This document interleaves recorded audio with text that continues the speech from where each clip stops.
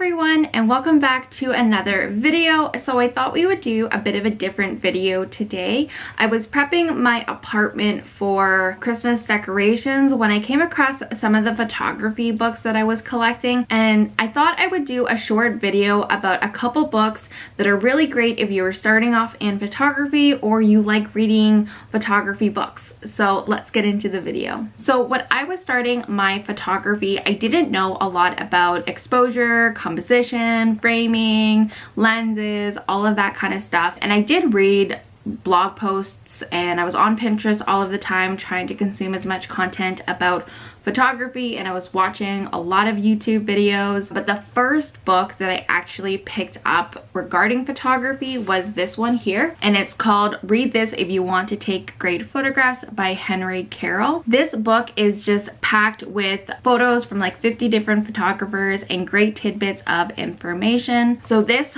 book covers things like basic composition, how to use the light, different all of the details and like things that you need to know about exposure, the different kinds of lenses. As you can see, I've bookmarked quite a few pages from this book because I think it is full of so many great quotes and what I'm gonna call just like photography philosophy. Some of my favorites are "You don't take a photograph, you make it" by Ansel Adams.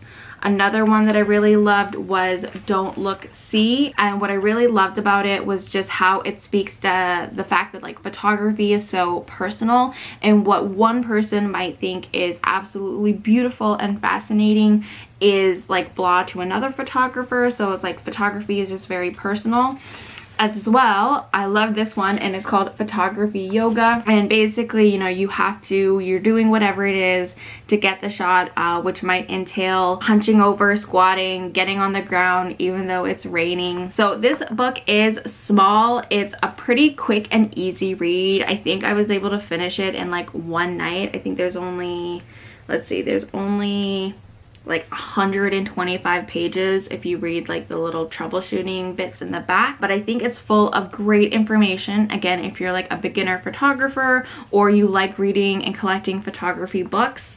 And I did buy this one off Amazon, and it was I believe $26. All right, so the second book I have for you is one by Michele Burns. It's called Creative Visions, and it is an ebook, and she is the editor of The Wandering Lens, and she's probably my favorite travel photographer out there.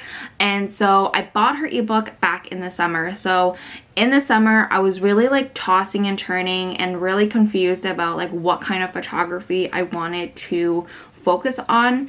I didn't want to narrow myself down too much that I wasn't exploring others, but I was also realizing that if I wanted to make my photography professional, I need to somewhat niche down and figure out what it is that I'm going to focus on and get really good at. And so I bought her Creative Vision ebook to kind of help with that. And so what I loved about the ebook is that it goes more onto like the creative side of photography, why creativity is like so important. She provides a couple of like journal prompts and exercises if you're trying to work on like your creative vision, as well like things to consider when you're trying to become like a professional photographer, and things that you can do for yourself like project wise that'll help with your photography. So I've often referred back to her ebook like several times, even since the summer. I've referred back to her ebook because I find like it's just a world of inspiration that kind of whenever I'm feeling I need to restart from zero or anything like that, I like refer back to the ebook. And I think it's just a great book if you're starting off in photography, if you're trying to take your photography to the next level and becoming a little bit more professional, or your creativity has just gone stale and you need like a little bit of a reboot. It's not a very long ebook. I think it only sits at like 60 pages. But if you do like the journal prompts and you do the exercises before moving on, it might take you like a little bit longer to get through the ebook. I think I went through the ebook in a day, but then I went back and I did all of like the journal prompts that were in the ebook and then some of the exercises. So I read it in a day, but it probably took me maybe around 3 to 4 days to actually like do everything that was inside the book, and not even everything that was inside the book. So I bought the ebook off of her website at thewanderinglens.com. I think it was 35 Canadian at the time. I can't quite remember, but I think it was around 35 Canadian, and it was a PDF download once you received the book from her. And so I have that on my computer that I just refer back to whenever I need it. Alright, so I do have one more book that I want to show you. It is not like a photography how-to book or guide. It's not going to walk you through like how to compose or how to set your exposure or anything like that. It's actually a photo book, and it's the first photo book that I've ever picked up. And I picked it up back in the spring when COVID was hitting Canada really hard. All of those restrictions were coming down in Canada, and I was up in Fort McMurray, and I was feeling at a bit of a loss because all of my trips were being canceled. I was stuck in Fort McMurray. I wasn't in Kelowna. I was away from my family and friends. And so when I saw this book on Instagram, I just knew immediately that I had to get it. And it's called Dame Traveler, Live the Spirit of Adventure. Alright, so like I said, this is a photo book, and it is by, I feel like I'm gonna butcher the name, Nastasia Yakoub.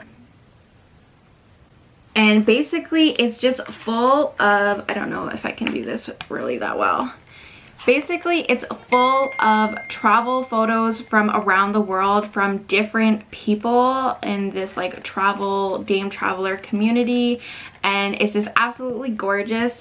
If I can show you right now, it is split into different sections. So it's split into architecture, water, culture, and nature.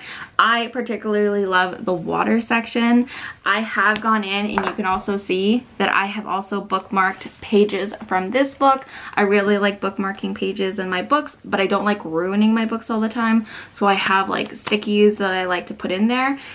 So I've bookmarked some of like my favorite photos from around the world that kind of give me like some travel inspiration of like where I might want to travel to next when COVID is over and when we can travel again. Like I said, I really loved this like water section. So whenever I kind of need some travel inspiration, whenever I'm feeling a little bit like low because the weather at Kelowna is being dreary, or you know, it kind of like sucks that we can't travel and that I just need something, I love flipping through this book and just like living vicariously through the photos. But yeah, whenever I need that kick of travel inspiration, I definitely go through here. I also purchased this book off Amazon, and it was like more on the expensive side at $37 Canadian, but it was so worth it because I love having this book on like my table. And yeah, so like I do have a couple other photo books that I really want to get. Thomas Heaton has a landscape photography book that he has that I really want to get. There's also Renee Roaming has a like US National Parks book that I really want to get. And so there's a couple photo books that I also want to add to my collection, but this is the first one that I've ever picked up. Alright everyone, so that is everything for today's video. If you know of any great photography books, it could be fiction, it can be non-fiction, it could be photo books. If you know of any great photography books that you absolutely love and are part of your collection, I would love to know about it. So like please comment below.